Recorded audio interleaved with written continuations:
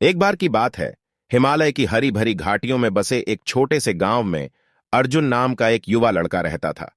अर्जुन एक अनाथ था और कठिनाइयों का सामना करने के बावजूद उसके पास जीवन के प्रति एक उत्साह था जो गांव में किसी और से बेजोड़ था।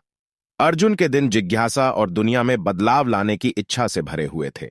वह जंगलों की खोज में घंटों बिताता, पेड़ों पर चढ़ता और अपने आसपास रहने वाले जीवों को देखता। प्रकृति के साथ उनके गहरे जुड़ाव ने उनमें करुणा और सहानुभूति की महान भावना पैदा की। एक गर्मी के दिन अर्जुन को खुले मैदान में टूटे हुए पंख वाला एक घायल पक्षी पड़ा हुआ मिला। बिना कुछ सोचे समझे उसने धीरे से पक्षी को उठाया और अपने हाथों में झुला लिया। वह जानता था कि वह इसे अकेले कष्ट सहने के लिए वहां नहीं छोड़ सकता। मदद करने के लिए दृढ़ संकल्पित अर्जुन ने टहनियों और पत्तियों का उपयोग करके पक्षी के पंख के लिए एक छोटी सी पट्टी बनाई।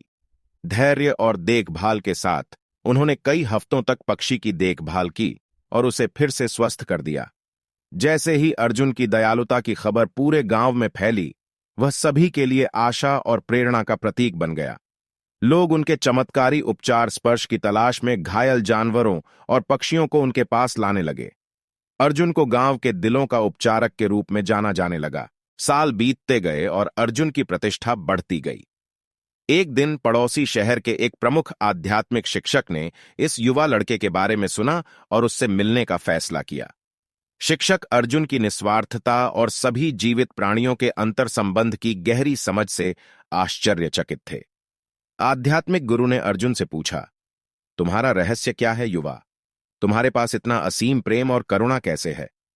अर्जुन ने विनम्रतापूर्वक उत्तर दिया, आदरणीय शिक्षक, मेरा मानना है कि प्रत्येक जीवित प्राणी प्यार, देखभाल और ठीक होने का मौका पाने का हकदार है।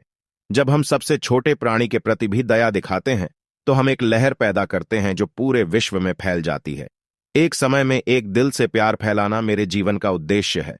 अर्जुन की गहन बुद्धिमत्ता से प्रभावित होकर आध्यात्मिक शिक्षक ने उन्हें अपने आश्रम में शामिल होने और उनका प्रशिक्षु बनने के लिए आमंत्रित किया।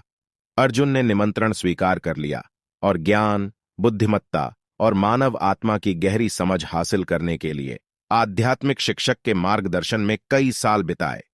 जैसे जैसे समय बीतता गया, अर्जुन को गांव की सीमाओं से आगे बढ़ने और अपनी शिक्षाओं को दुनिया के साथ साझा करने का आह्वान महसूस हुआ। आध्यात्मिक शिक्षक के आशीर्वाद से वह विभिन्न कस्बों और शहरों की यात्रा पर निकले। जहां भी वे गए, प्रेरक भाषण दिए, प्यार फैलाया और दिलों को स्वस्थ किया।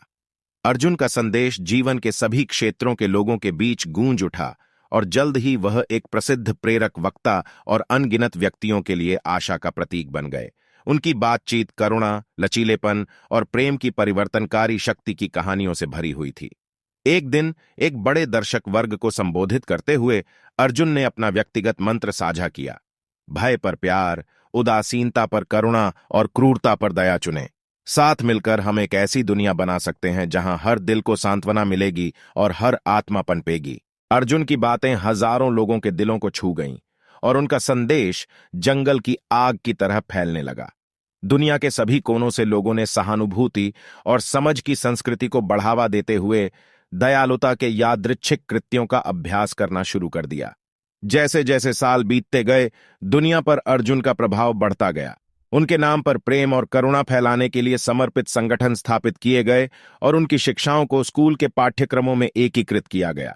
उनकी विरासत आने वाली पीढ़ियों के लिए मार्गदर्शक बनी। अपने जीवन के अंतिम पड़ाव में प्रियजनों और समर्थकों से घिरे अर्जुन ने अपनी अविश्वसनीय यात्रा को याद किया। उन्होंने महसूस किया कि यह सब एक घायल पक्षी के प्रति दया के एक साधारण कार्य से शुरू हुआ था। प्रेम की शक्ति में अर्जुन के अटूट विश्वास ने न केवल उनके जीवन को बल्कि हजारों लोगों के जीवन को बदल दिया था। अर्जुन की कहानी हमें याद दिलाती है कि हम सभी में दुनिया में सकारात्मक बदलाव लाने की क्षमता है। दयालु हृदय, दयालु भावना और बदलाव लाने के दृढ़ विश्वास के साथ हम भी दिलों को ठीक कर सकते हैं, दूसरों को प्रेरित कर सकते हैं और आने वाली पीढ़ियों के लिए प्यार की एक स्थायी विरासत छोड़ सकते हैं।